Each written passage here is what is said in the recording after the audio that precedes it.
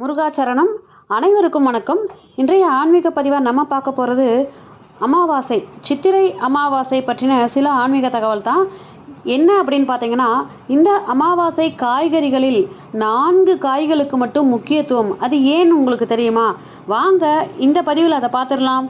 விரதங்களில் அமாவாசை விரதத்திற்கு தனி மகத்துவம் இருக்குது. அது எல்லோருக்குமே தெரியும். அமாவாசை விரதத்திற்காக சமைக்கப்படும் நம்ம சாப்பாட்டில் உணவில் சில வரைமுறைகளை நம்மளுடைய முன்னோர்கள் வச்சுருக்காங்க. அமாவாசை அன்னைக்கு வாசலில் கோலம் போடக்கூடாது, சுமங்கலி பெண்கள் விரதம் இருக்கக்கூடாது அப்படிங்கிறது மாதிரி ஒரு சில காய்கறிகளை ஒரு குறிப்பிட்டவற்றை மட்டுமே நம்ம சேர்த்துக்கணும் அப்படிங்கிறது ஒரு நியதி இருக்குது. அமாவாசை காய்கறிகளில் வாழைக்காய், பாகற்காய், பிரண்டை மற்றும் பலாக்காய்க்கு மட்டும் தனி முக்கியத்துவம் இருக்குங்க. இதற்கு புராணங்களில் ஒரு கதையும் சொல்லப்பட்டிருக்கு. இந்த காய்கறிகள் எதற்கு சமமானவை அப்படிங்கிறத உணர்த்துவதற்காக சொல்லப்படும் இந்த கதை பற்றி தான் நான் இன்றைக்கி உங்களுக்கு ஆன்மீக தகவலாக சொல்ல போகிறேன். இப்போ தான் நம்ம சேனலை முறையாக பார்க்குறீங்க அப்படின்னா நம்ம சேனலை சப்ஸ்கிரைப் பண்ணி சப்போர்ட் பண்ணுங்கள். ஒருவேளை உங்களுக்கு இந்த பதிவு பிடிச்சிருந்ததுன்னா இந்த பதிவுக்கு ஒரு லைக் கொடுத்துட்டு பக்கத்துலேயே இருக்கக்கூடிய ஹைப் பட்டனை கிளிக் பண்ணிங்கன்னா இந்த பதிவு இன்னும் 4 பேருக்கு போய் சேர வாய்ப்பு இருக்கின்றது. வாங்க இப்போ இந்த கதைக்கு போகலாம். எத்தனையோ விரதங்கள் கடைபிடித்தாலும் முன்னோர்களை நினைத்து வழிபடுவதற்கான நாளாகத்தான் இந்த அமாவாசை நாம் சொல்கிறோம்.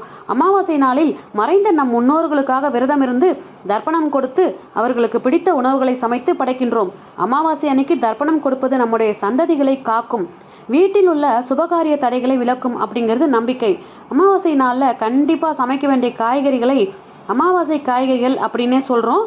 இந்த நாளில் காய், கனி, கிழங்கு, கீரை சமைக்க வேண்டும் அப்படின்னு சாஸ்திரங்களில் சொல்லப்பட்டிருக்கு. அமாவாசை அன்னைக்கு கண்டிப்பாக சமைக்க வேண்டிய காய்கறிகள், தவிர்க்க வேண்டிய காய்கறிகள் அப்படின்னு தனி பட்டியலே இருக்குங்க. இதில் விரத சமையல், அமாவாசை விரத சமையலிலும் சரி, அமாவாசை தர்ப்பணம் கொடுக்கும்போது அந்தனருக்கு கொடுக்கும் பொருட்களிலும் சரி, வாழைக்காய் கண்டிப்பாக இருக்க வேண்டும் அப்படின்னு சொல்லுவாங்க. வாழையடி வாழையாக நமது குலம் வளர வேண்டும் அப்படிங்கிறதுக்காக வாழைக்காய் பயன்படுத்துவதாக சில பேர் சொல்லுவாங்க. அதே மாதிரி அமாவாசை நாளில் பாகற்காய், பிரண்டை, பலாக்காய் சமைப்பதும் கண்டிப்பாக சமைக்கணும் அப்படின்னு சொல்லப்படுவதற்கு புராணங்களில் இந்த கதையின் மூலமாகத்தான் வந்தது. ஒரு முறை வசிஷ்ட முனிவர் விஸ்வாமித்திரரை சந்தித்து தனது வீட்டில் சிரார்த்தம் செய்ய உள்ளதால் தங்கள் வீட்டிற்கு உணவு அருந்த வர வேண்டும் அப்படின்னு அழைப்பு விடுக்கிறாரு. வசிஷ்டர், விஸ்வாமித்திரர் இருவருமே பயங்கர கோபக்கார முனிவர்கள் அப்படிங்கிறது எல்லோருக்குமே தெரியும்.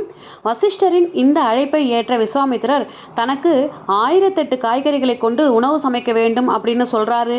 இதை கேட்ட வசிஷ்டர் திகைத்து போறாரு. 1008 காய்கறிகளா? அத்தனை வகை காய்கறிகளை எப்படி தேடி கண்டுபிடிப்பது, எப்படி சமைப்பது அப்படின்னு குழப்பமடைகிறாங்க. ஆனால் பக்கத்தில் இருந்த வசிஷ்டரின் மனைவியும் தீவிர பதிவிரத்தையுமான அருந்ததி விஸ்வாமித்திரரின் வார்த்தைகளை ஏற்று, நீங்கள் கூறியபடி 1008 காய்கறிகளை சமைத்து பரிமாறுகிறேன் சுவாமி அப்படின்னு பணியுடன் பதிலளிக்கிறாங்க. சிரார்த்தம் கொடுக்கும் நாளும் வந்தது. ரிஷிகளில் பிரம்மரிஷி பட்டம் வாங்கிய விஸ்வாமித்திரரும் உணவு சாப்பிட வர்றாரு. வாழை இலை போட்டு உணவுகளை பரிமாற துவங்குகிறாள் அருந்ததி. முதலில் 8 வாழைக்காய்களை வைத்தாள். பிறகு பாகற்காய், பிரண்டை, பலாக்காய் என பரிமாறி முடித்துவிட்டு 1008 காய்கறிகள் பரிமாறியாகிவிட்டது, உணவு அருந்துங்கள் சுவாமி அப்படின்னு பணிவுடன் விஸ்வாமித்திரரிடம் வேண்டினாள். ஆனால் ஆத்திரமடைந்த விஸ்வாமித்திரர், என்ன இது, நான் 1008 காய்கறிகள் சமைத்து பரிமாற சொல்லி கேட்டால் நீ 4 காய்களை மட்டும் பரிமாறிவிட்டு 1008 காய்கறிகள் பரிமாறியாகிவிட்டது என சொல்லி என்னை அவமானப்படுத்துகிறாயா என்று கோபமடைந்தார். அதற்கு அமைதியாக பதிலளித்த அருந்ததி, சுவாமி, தாங்கள் அறியாதது இல்லை. அனைத்தும் அறிந்த நீங்களே இப்படி கோபப்படலாமா?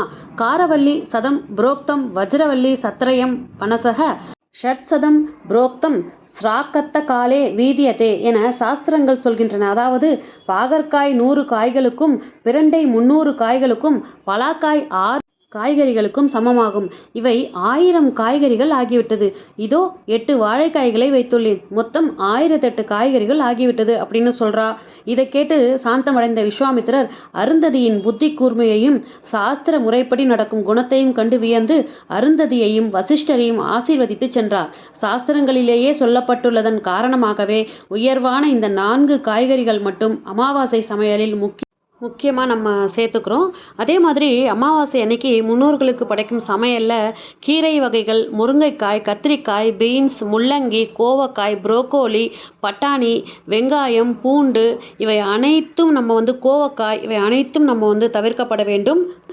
அகத்திக்கீரை, முருங்கைக்கீரை, கருவேப்பிலை போன்ற மரத்தில் வளரும் கீரைகள் விதிவிலக்கு என்றாலும், அதாவது சில குறிப்புகள் இருந்தாலும், பொதுவாக அமாவாசை அன்று கீரையை தவிர்ப்பதே நல்லது. ஃப்ரெண்ட்ஸ், இது போன்ற ஆன்மீக தகவல்களுக்கு நம்ம சேனலை உடனே சப்ஸ்கிரைப் பண்ணி சப்போர்ட் பண்ணுங்கள். ஒருவேளை உங்களுக்கு இந்த பதிவு பிடிச்சிருந்ததுன்னா இந்த பதிவுக்கு ஒரு லைக் கொடுத்துட்டு ஹைப் ஆப்ஷனை கிளிக் பண்ணிங்க அப்படின்னா இந்த பதிவு இன்னும் 4 பேருக்கு போய் சேர வாய்ப்பு இருக்கின்றது. இந்த அமாவாசை சம்பந்தமாக உங்களுக்கு எந்த சந்தேகங்கள் இருந்தாலும் கமெண்ட் பாக்ஸில் கமெண்ட் பண்ணுங்கள். நான் உங்களுக்கு அது பதில் கொடுக்குறேன். அடுத்த பதிவில் சந்திக்கிறேன். வெற்றிவேல் முருகனுக்கு அரோகரா. நன்றி, வணக்கம்.